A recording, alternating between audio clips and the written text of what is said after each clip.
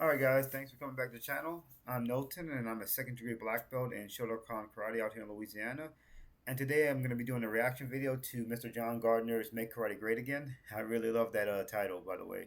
So John is relatively new to the space, but he is a fabulous martial artist. I would highly suggest that you just watch his videos if you're any type of fighter. I think that you can learn something from him regardless of what you've been trained in. He is a elite level martial artist in every respect. Fabulous guy from what I've seen, and I love watching his content. So definitely give him a like. And also, if you haven't, please like and subscribe to me too. I'm trying to grow my channel. So again, I'm gonna watch this video. I'm gonna see if I agree, disagree, or if we meet in the middle. And with that, let's get on to the video. So 2 years ago, I started making videos to post on the internet, and my intention was to show karate in a better light. Because on almost every video you look at where someone's posting their karate, you've got people commenting underneath saying that karate is no good, this is better than karate. And my intention was to show karate can stand up to these other martial arts and still be a useful and effective martial art in the modern day. So right off the cuff, I highly agree with John. I think karate is just as capable of as any other martial art, especially if you train with the intent to be a fighter. I think the reason why a lot of people think karate doesn't work is because a lot of people have taken to martial arts like karate or kung fu and have turned it into a recreational sport that they just do, in parks. And I don't think there's anything wrong with that, but let's not confuse that with the old traditional martial artists who trained with the intent to fight. So karate to me is very, very effective when you train with the intent to become a fighter.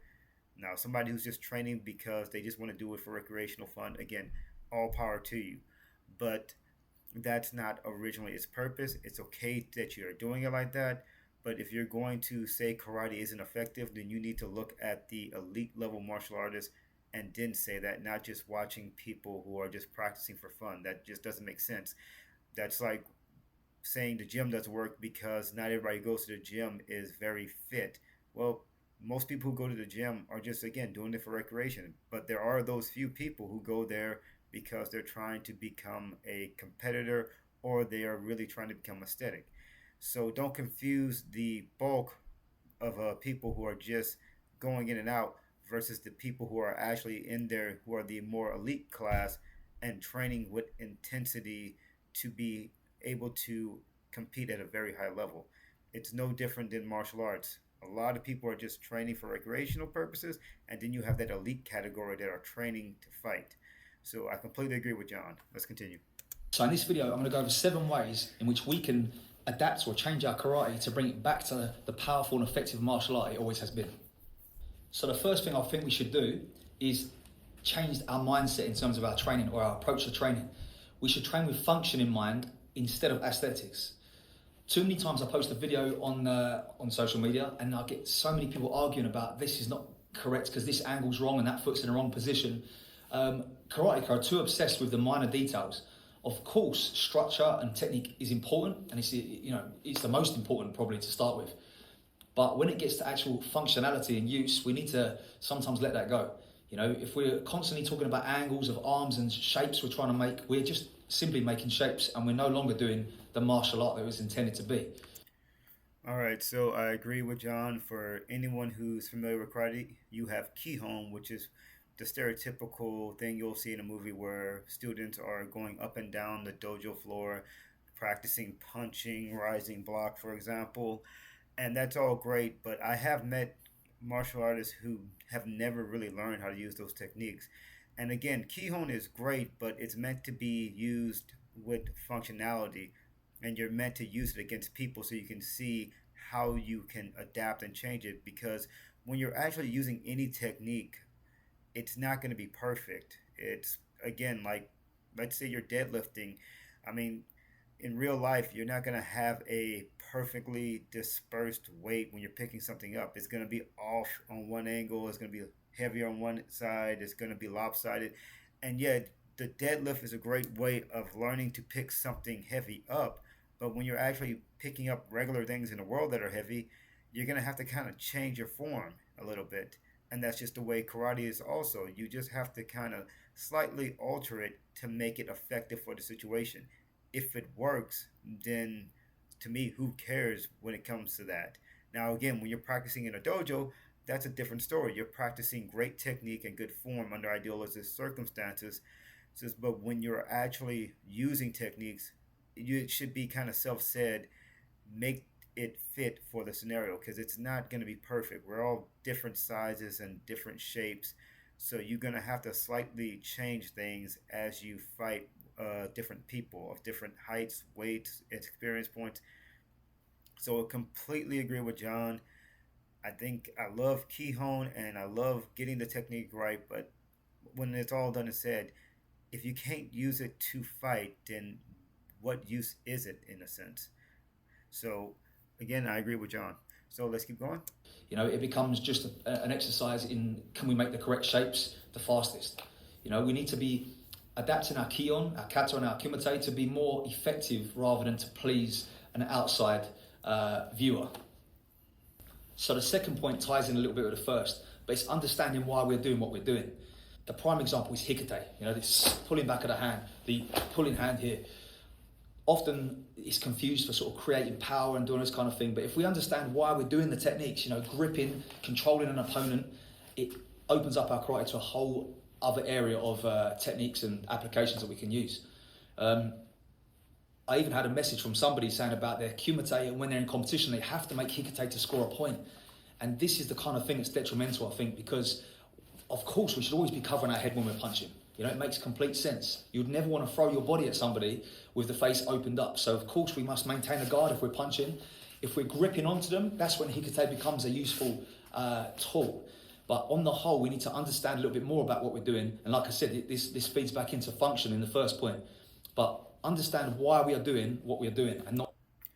All right, again, that is something I have seen where people just train and they train and they never ask why. They just do the technique because, well, that's how they said to do the technique. And again, that's not the best way to learn how to use any technique for actual fighting. You have to understand the functionality of it. If you don't understand what you're doing, then there's no way you are doing it right, in my opinion. Um, that was something that I was taught in the Japanese culture. That's just kind of the way they do things, from what I've been told. It's more of just they just do what they're told. It's heavily ingrained in their societies, from what I've seen.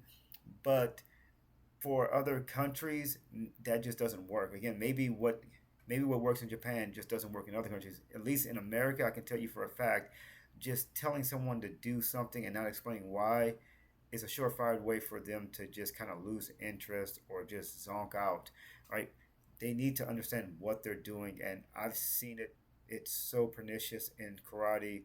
People just doing techniques, never understanding it, and that's not a good thing. You should be taught what this is, and you should be shown it, and you should be able to demonstrate it. So again, I agree with John completely. Not simply just making the shapes, as I said in the first one. The third point is we need to do more sparring. A lot of dojos tend to do hardly any sparring.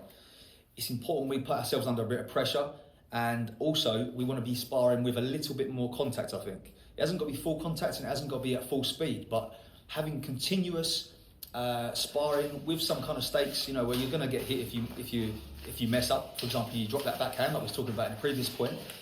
But understanding how it feels to try and land on somebody whilst they're trying to land something on you. It teaches us a lot about distancing, timing, what works and what doesn't work. This is something that's missing quite a lot. All right, so I would like to add something onto that. So there's this book called Best Karate. Maybe my fellow karateka are familiar with this. And in the foreword, it was stated to not let people do Jiu Kumite too soon, or free sparring. And it was just about learning the basics before you get into free sparring. And maybe back then that was effective, but that was several decades ago. In today's modern era, and with the rise of combat sports, I don't think that doesn't apply as well in today's setting. I'm not saying just throw on the gloves the first day you get inside of a dojo, but I'm saying it should be introduced a lot earlier in order for us to compete against these other martial arts where they're starting and they're learning what it feels like to get hit. And I agree again with John. I mean, I've seen a lot of martial artists that've never been able to take a punch. They've never felt a real punch. And if you punch them really hard, sometimes they'll complain saying you don't have control, and you're actually not even trying so hard. I've seen it happen so many times. So I do agree that people need to start sparring more and more because just doing Kihon over and over again was never meant to be the only way to train. You were supposed to learn how to use these techniques and actually fight. And I do like control, but I do think it's important that you do get a little bit of contact. It is kind of frowned upon from in some dojos to actually kind of really hit the person a little bit. And again, to each your own. And I understand, especially to the face, but I think for the body, you should be allowed to make some good contact on there. I mean, some dojos I've been to, they kind of told us, you can be a little bit stronger in the body, but I have seen it to where people don't like, they don't want people hitting each other at all. And again, for the reasons I don't know, but again, I agree with John on this matter that we do need to spar more and get a feeling of taking a punch and giving one back, and just not the traditional point sparring where you hit somebody and then it's over. You reset. You go to your side. You go to the other person goes to their side. Maybe for point sparring that's great, but for actual real life, that's not going to happen. Or you hit somebody, the fight doesn't stop unless that person went down with that hit. So again, so far I'm liking what he's saying. Let's keep going. I think the point style sparring has many benefits in terms of distancing, getting in and out very quickly, all this kind of stuff. But I think we need to have a little bit of a more continuous sparring also in addition to that. So, pad up, make it safe. Hasn't got to be full speed, like I said. I'm quite fond of the kind of slower sparring actually, where we're landing things continuously, and when things go wrong, you get hit, but because it's easy and slow, you're not really getting injured as such, but you're able to experiment with different things, and you can try different things out and see how it works. But definitely more sparring would help us out. The next thing that would make us better, more effective karateka is to implement strength training, strength and conditioning type training. If you look at other martial arts that are active in combat sports, they're very fit and they're very strong. Right? Conditioning forms a large part of their training, but for some reason in a lot of karate dojos it's frowned upon to do any strength training. But classically, traditionally back in the day, it was part of karate. People were conditioning knuckles with makiwara and Hojo Undo exercises where they're lifting pots and all this kind of thing. I think we don't need to do that necessarily, but we could do more modern strength training stuff in the gym. All right, now this I think is an excellent point. I have met people who believe in this myth that if you just have amazing technique, somehow you can overpower somebody who's way stronger than you. To an extent, all right? Great technique is like a multiplier, all right? It doesn't, if your strength is a 2 and you have great technique, maybe it could bring your strength up to a 4 or 5. But if someone's at a level 10, for example, it doesn't matter how great your technique is, they're going to overwhelm you. So technique is important, but strength is also important. There is no real sport that involves no holistic sport that involves the entire body that doesn't involve some type of training and like conditioning, and martial arts are no exception to it.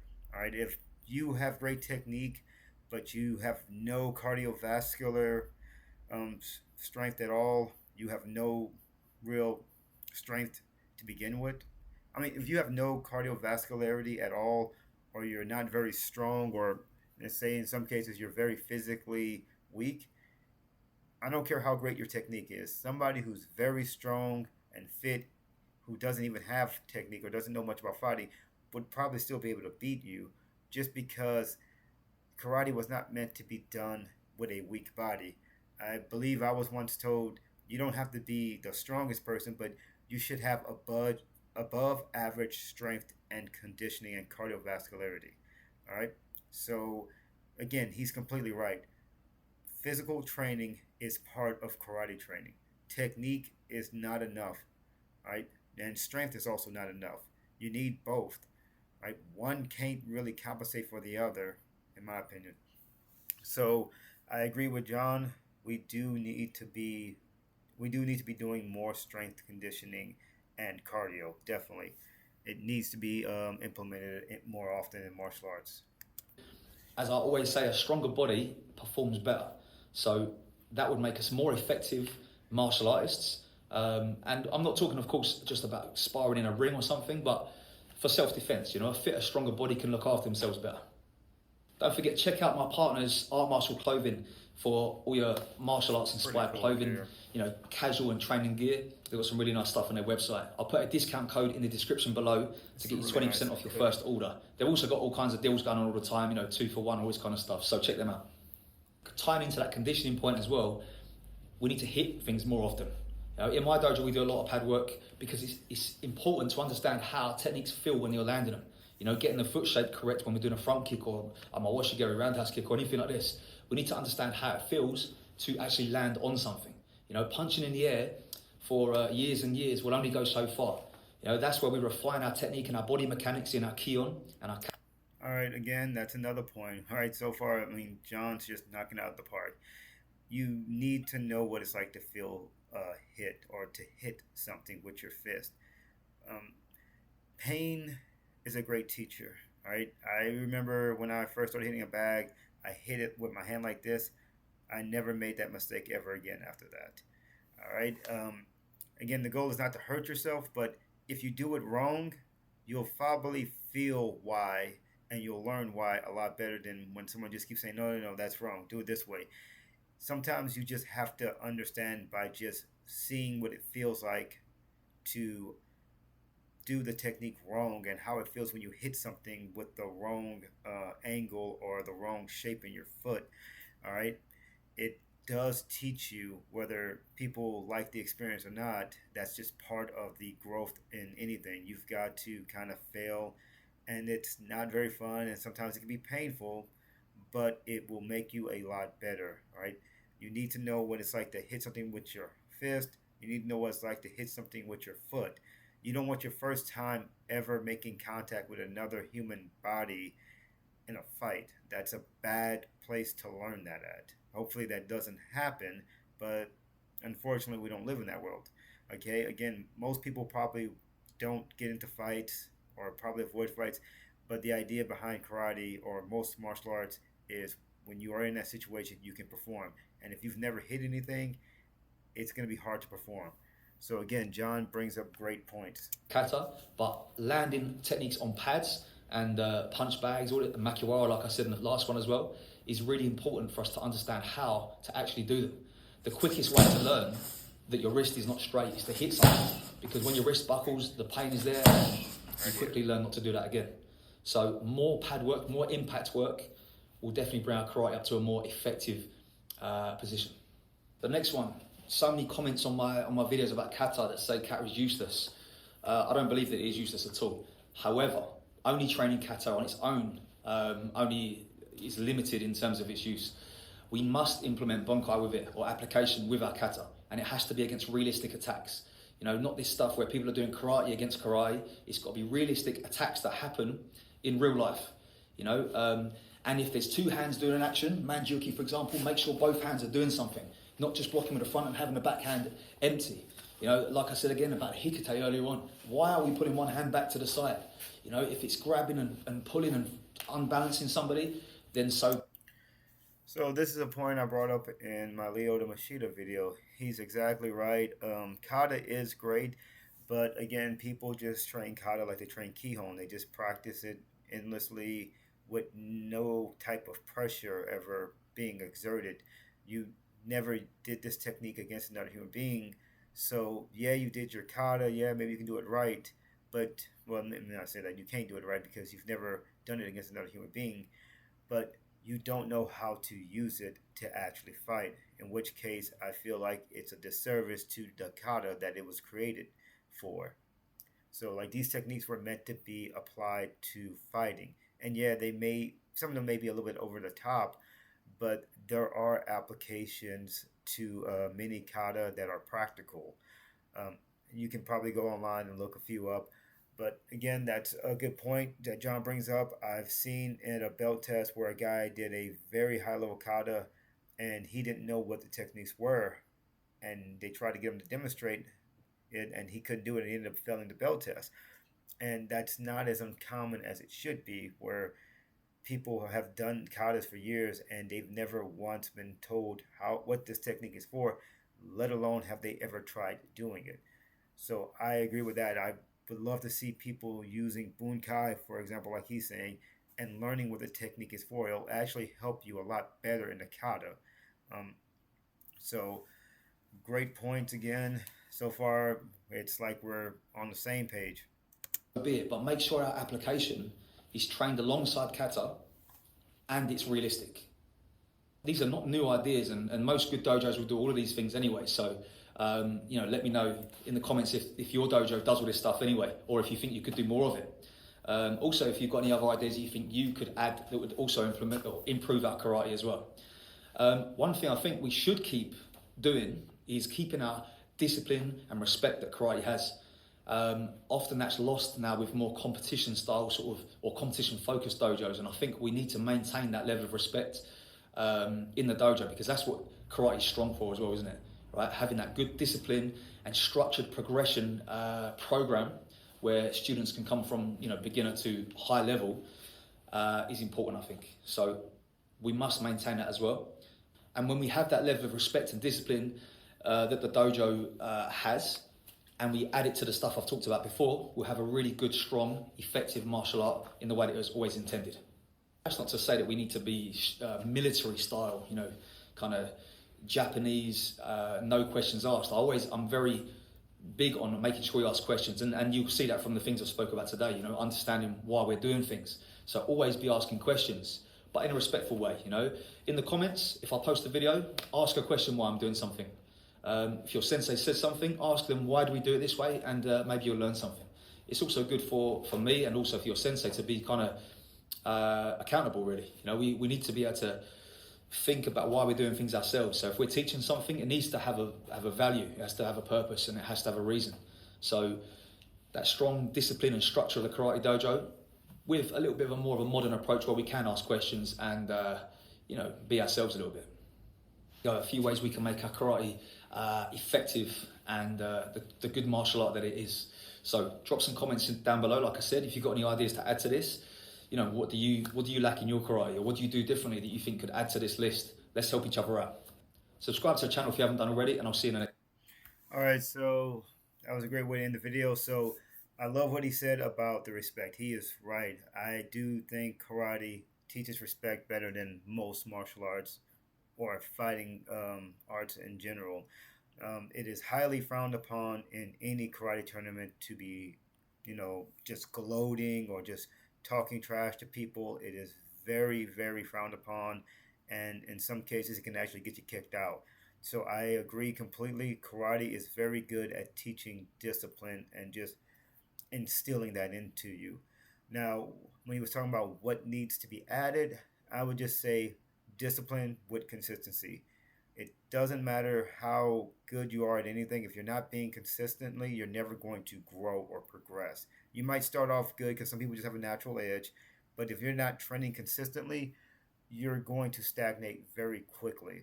So that would be the thing I would say we need to add to karate. We'll just need to make sure that we implement that and teach that to our people. If you're a teacher, make sure you're teaching your students that, like, be consistent with your training. Don't Yes, discipline is important too, and with discipline comes consistency. All right, you have to find a way to train. That is very important. No matter what you're doing in your life, consistency is always the determining factor that determines whether or not you're going to pass, fail, succeed, or fail.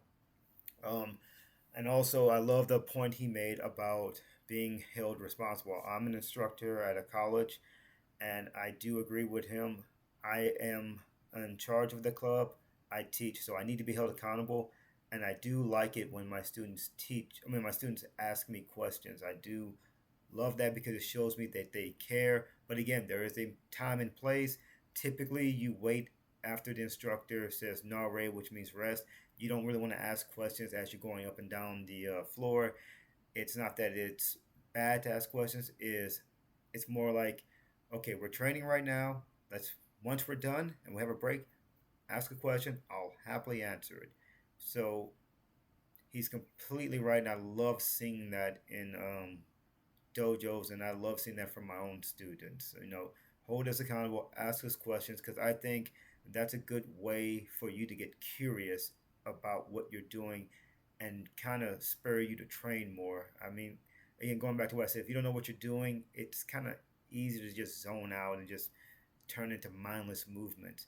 But when you understand what you're doing and you're asking questions and you're engaging, you're really focused on trying to do the technique right. So I love that he said that.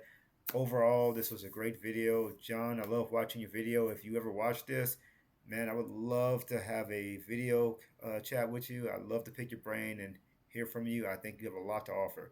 So, again, guys, please like and subscribe, and I will see you all in the next one.